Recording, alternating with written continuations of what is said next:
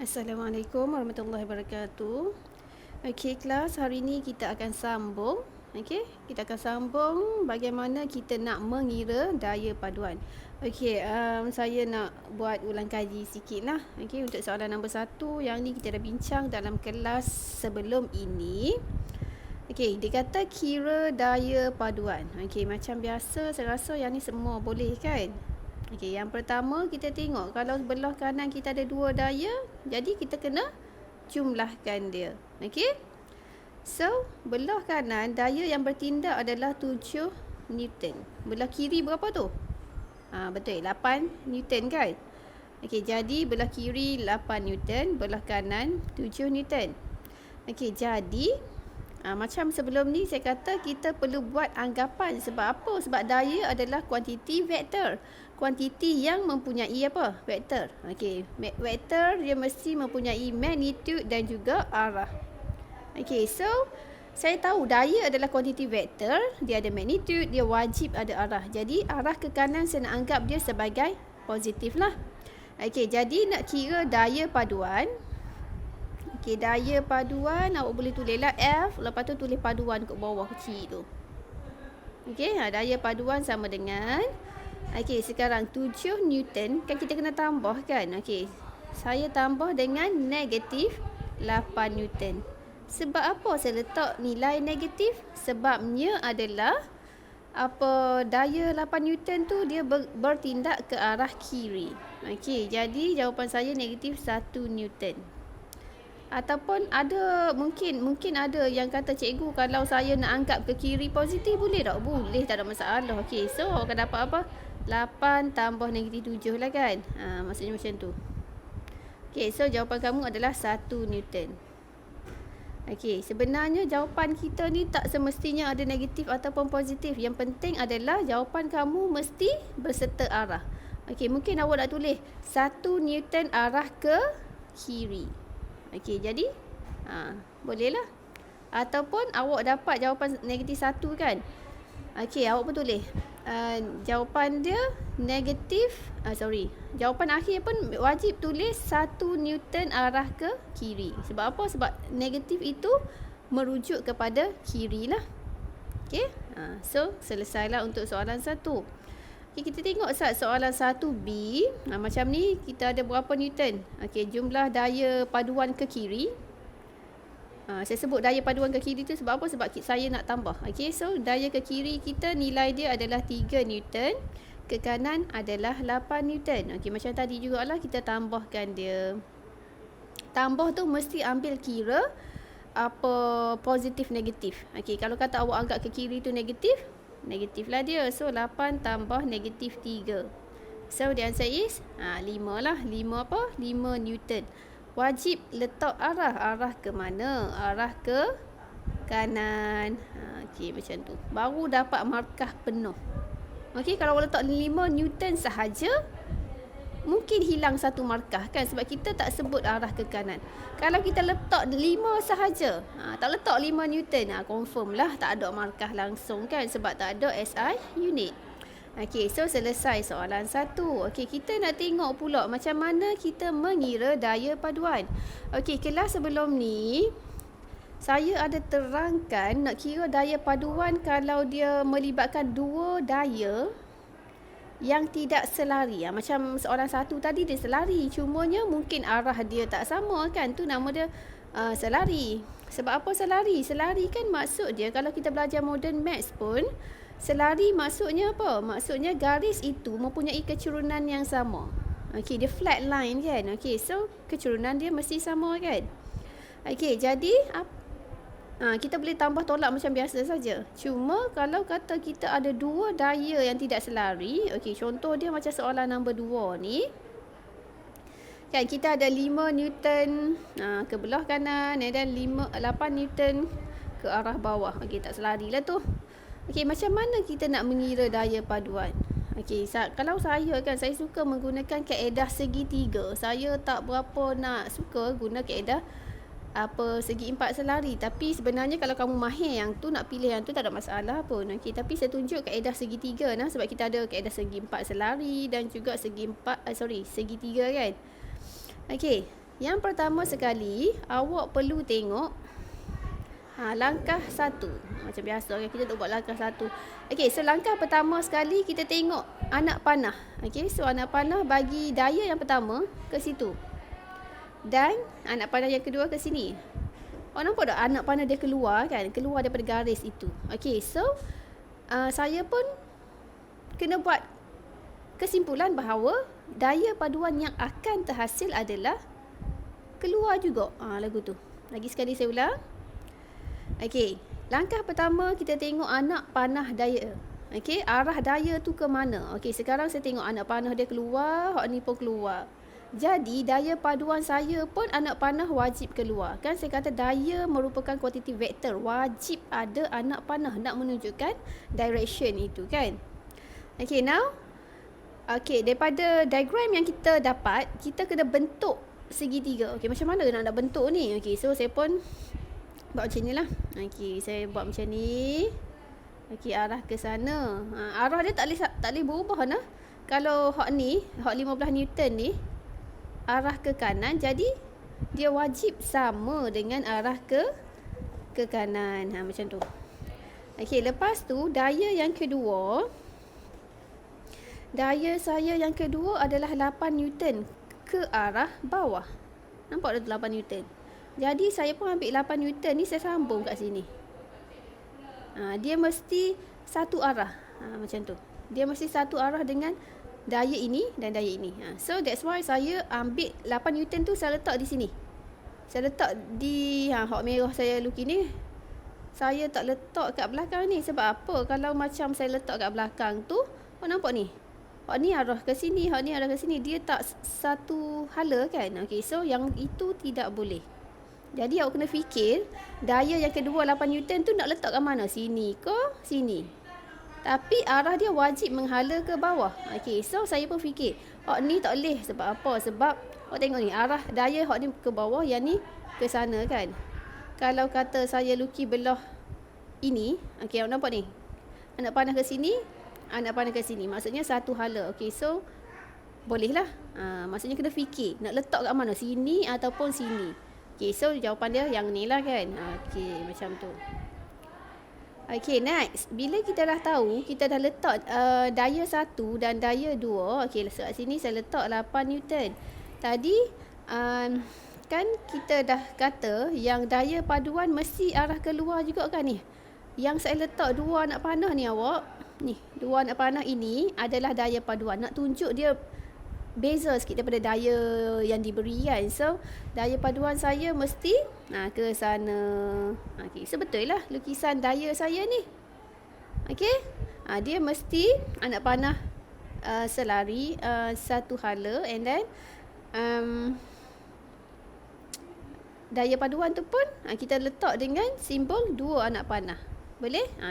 Macam mana kita nak check betul ke dot ni? Betul atau tidak lukisan daya kita? Okey, kita check balik. 15 Newton. Adakah dia ke kanan? Tengok apa lukisan asal ni kan. Okey, so 15 Newton, ya, betul ke kanan. 8 Newton. Betul ke bawah? Okey, betul, kita lukis. Lepas tu daya paduan yang terhasil sama tak dengan yang kita buat tadi? Oh, sama. Maksudnya betul lah awak. Macam tu. Senang je kan? Cuma fikir-fikir sikit-sikit, letak-letak mana-mana. Check balik betul ke tak dengan daya yang diberilah. Okey, so bila kita dah dapat lukisan daya yang betul, kita pun kena buat apa? Kita pun kenalah mengira nilai daya paduan yang terhasil. Saya rasa awak duduk kelas sains ni sepatutnya semua orang mahir kot kan. Awak nampak tu, bila kita letak macam ni, lukisan daya kita akan membentuk sudut 90 darjah. Okey, apa maksud dia? Maksudnya kita boleh guna teorem Pythagoras. Okey, teorem Pythagoras masa awak lower form dulu. Kan? Masa tingkatan 1, 2, 3 kan kita dah belajar teorem Pythagoras. So, jadi kita gunakan teorem itu untuk mencari nilai daya paduan. Okey, awak nampak tak daya paduan kita ni duduk kat mana? Okey, dia duduk bahagian hypotenuse. So, rumus bagi hypotenuse adalah, okey, sisi yang pertama itu nilai kita 15 kan. So 15 kuasa 2 tambah dengan 8 kuasa 2. Okey, nak kira nilai paduan, awak square root kan punca kuasa kan hasil tambah kedua-dua sisi tu kan. Okey, so bila kita square rootkan dia, kita akan dapat nilai 17 Newton. Okey, maksudnya daya paduan kita ni, siapa tulis nah? Daya paduan sama dengan 17 Newton. Dapat markah kau tak ni? Dapat, tapi tak dapat markah penuh. Sebab apa kelas tak dapat markah penuh? Sebab daya adalah suatu kuantiti vektor. Wajib bagi kita menyatakan arah daya tersebut. Okey. So, awak nampak ni? Daya paduan kita duduk lagu ni. Ada ke? Boleh ke kita kata arah ke kanan? Tak boleh. Boleh ke kita kata dia tenggara ke apa benda kan yang kita duk belajar dalam geografi? Tak boleh. Okey, dalam fizik awak wajib mengira apa? Mengira sudut. Sudut. Sini tahu dah 90 darjah. Sudut ini. Okey, sudut theta ini berapa darjah? Okey, yang ni pun boleh guna. Okey, kita ada sudut segitiga bersudut tegak. Kan, awak pun belajar MX. Kalau segitiga bersudut tegak, kita boleh kita tak boleh guna yang radian apa semua tu kan. Maksudnya kalau sudut tegak kita boleh guna sin cos tangent. Kan? Sin cos tangent. Sekarang kita nak theta ini, kita ada setentang, kita ada sebelahan. So, rumus mana yang kita patut guna adalah rumus tangent. Okey, so tangent theta sama dengan setentang. Setentang adalah 8. Sebelahan dia adalah 15. Okey, so please find the value of theta. Bukan not tangent theta. Kita nak theta sahaja. Boleh? Okey, so theta kamu akan dapat 28 darjah. Jadi, daya paduan tadi kita kena sebut. Daya paduan sama dengan 17 Newton. Lepas tu letak koma. 28 darjah dari mana? Dari daya 15 Newton. Okey, baru dapat markah penuh. Okey, maksudnya apa? Maksud dia kita dah bagi nilai daya paduan. Okey, maksudnya magnitude lah. Kita dah nyatakan magnitude daya itu berserta SI unit. And then kita dah nyatakan arah daya paduan itu. Arah dia macam mana? 28 darjah dari daya 15 Newton. Okey, mungkin awak nak tanya kan, pasal apa cikgu kita nak pilih 15 Newton, kita tak guna pun 8 Newton tu. Awak nampak tak 8 Newton ini dia bersudut tegak. Tak boleh nah. Okey, bersudut tegak kita biasa tak gunalah. Kita akan guna sudut yang lagi satu, yang sebab apa, daya paduan kita tu dia condong daripada daya yang nilainya 15 Newton. Boleh? Yang ni memang awak kena strong lah basic matematik kita. Okey, nak guna sin cos tangent and then nak guna theorem Pythagoras, semua kena mahir kan. Yang ni kita dah belajar lama dah ni. Okey, sekarang kita nak tengok contoh soalan yang kedua. Okey, soalan 2B. Okey, konsep sama juga. Kita akan melukis segitiga daya. Kita tak boleh terus kira nah. Kalau kira lagu ni memang tak nampak macam mana daya paduan terhasil. Dia mesti bersambung. Kalau kata lukisan kita tu tak bersambung, tak membentuk segitiga, maksudnya lukisan kita tu salah. Bila lukisan salah, memang tak boleh nak carilah nilai daya paduan dan juga arah dia kan. Okey, sekarang kita nak tengok macam mana nak selesaikan soalan B. Macam yang saya sebut tadilah. Okey, yang saya sebut tadi, langkah pertama apa dia? Langkah 1. Macam duk buat MX kan. Langkah 1, kita tengok dulu arah daya yang diberi. Okey, so 12 Newton ke atas. Maksudnya anak panah saya tu keluar. Daya yang kedua pun keluar juga. Saya fikir macam tu. Saya nak tengok daya yang diberi tu keluar ke masuk. Anak panah daya tu kan. Okey, now saya tahu dia adalah keluar. Jadi, daya saya yang terhasil, dia mesti antara dua daya ni nah. Ni antaranya duduk di sini, di bucu tu kan. Okey, so daya paduan yang terhasil wajib kena pada bucu itu. Macam tadilah. Antara dua daya yang A ni, bucu dia kat mana? Kat sini. Dia mesti duduk antara dua bucu. Antara bucu dua daya itu. Oleh sebab hak ni keluar, hak ni keluar. Jadi kita pun keluar juga. Macam tu. Sama macam B kan. Tak kat bucu dia.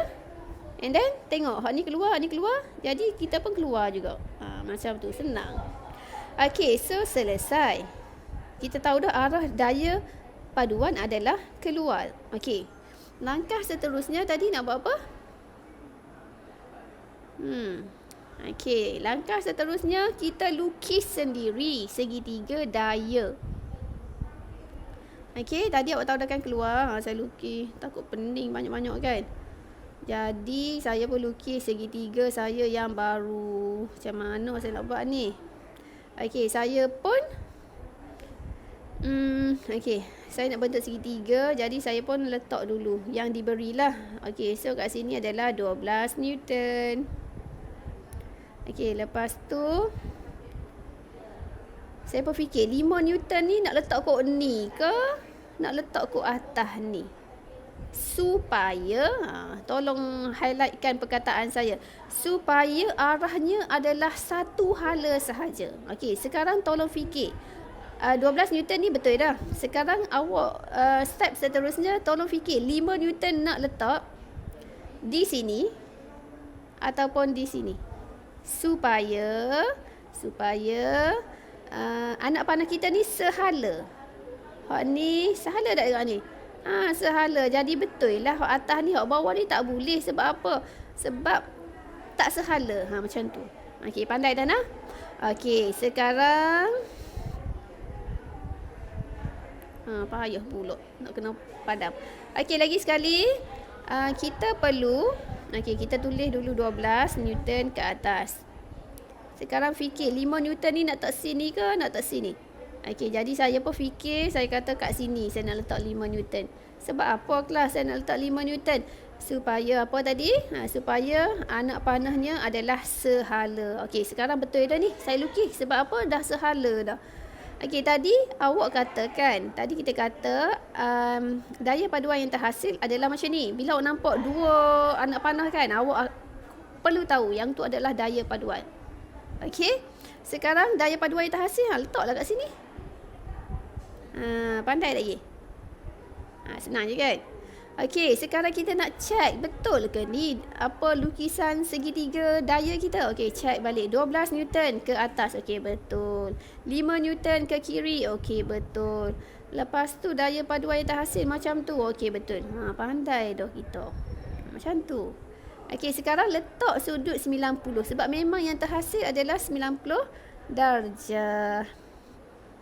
Boleh? Okey. Sekarang, tadi kan kita ada letak nilai theta kan. Theta nak letak kat mana? Kat sini ke kat sini? Kita boleh letak kat sini. Sebab dia daripada sini ke sini. Nampak? Ke hujung kita tak mahu nah. Sudut mesti dari mana. So, theta kamu wajib letak di bahagian sini. Theta. Nampak ke tak theta tu? Saya lukis lain.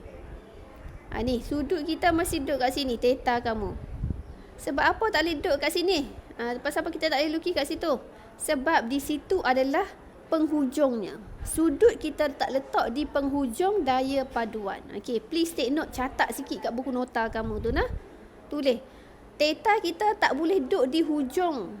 Di hujung daya paduan. Mana nak tahu hujung? Ni anak panah dia tunjuk hujung kat sini. Macam tu. Tak boleh.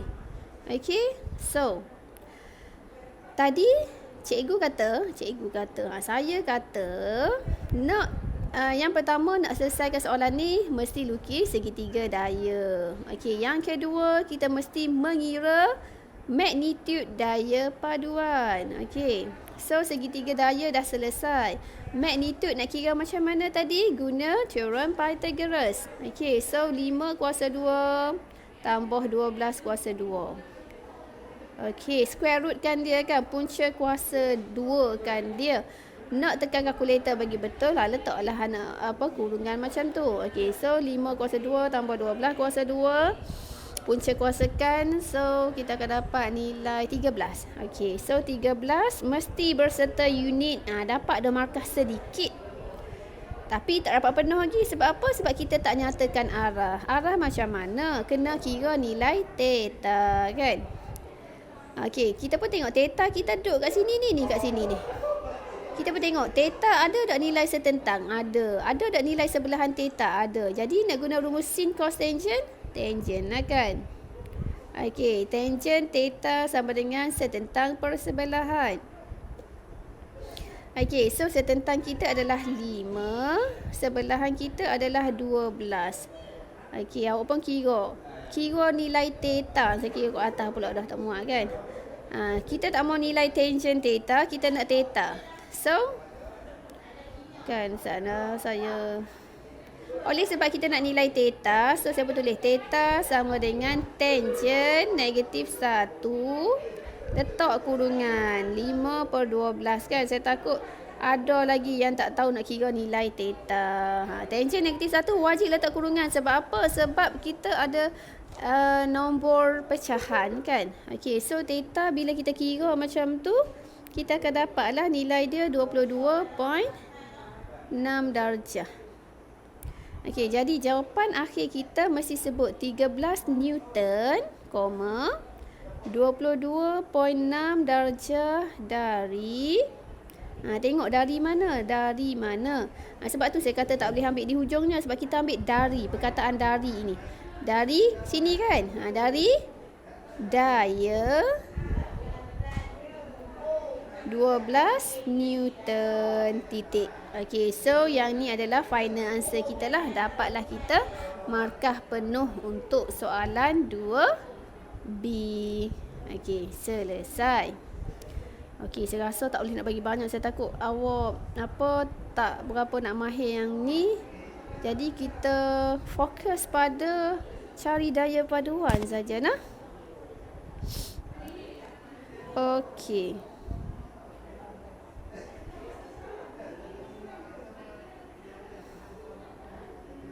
Okey, untuk soalan nombor 3. Okey, yang ni saya nak kamu buat sebagai homework kamu. Boleh ke? Okey, soalan nombor 3 sebagai homework kamu lah. Okey, 1 dan 2 tadi saya dah bagi contoh, kan? Okey, saya rasa hari ni saya berhenti sampai situ. Sikit je homework kita. Tapi pastikan kita buatlah. Okey, hantar sebelum pukul berapa? Pukul 12 malam. Untuk dikira sebagai hadir. Yang tak hantar saya tak kira hadir, nah. Okey, Assalamualaikum warahmatullahi wabarakatuh.